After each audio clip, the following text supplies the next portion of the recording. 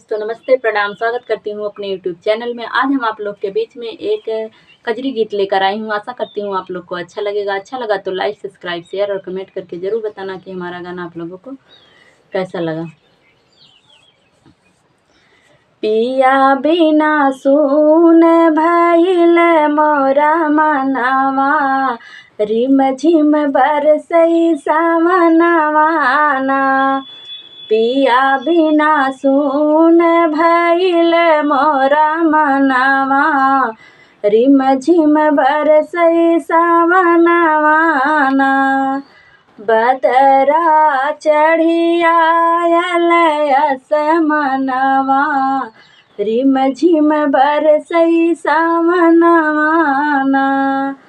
बदरा चढ़ी आयल असमनवा, रिम झिम बहे पवनवाना। बहे पवनवाना, झुर झुर बहे पवन पुरवैया, सावन मास महीनवाना। झुर झुर बहे पवन पुरवैया, सावन मास महीनवाना। हरियर लागे खेत खलियनवा, हरियर लागे खेत खलियनवा, रिम झिम बरसई सावनवाना। रिम झिम बरसई सावनवाना। पिया बिना सुन भइल मोरा मनवा, रिम झिम बरसई सावनवाना। पिया बिना सुन भइल मोरा मनवा, रिम झिम बरसई सावनवाना।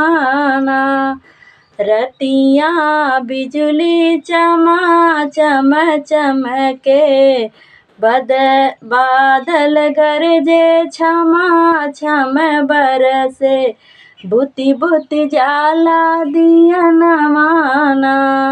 बुति बुति जाला दियनवाना।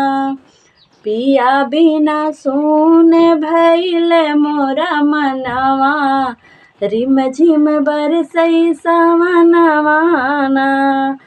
रिम झिम बरसई सावनवाना।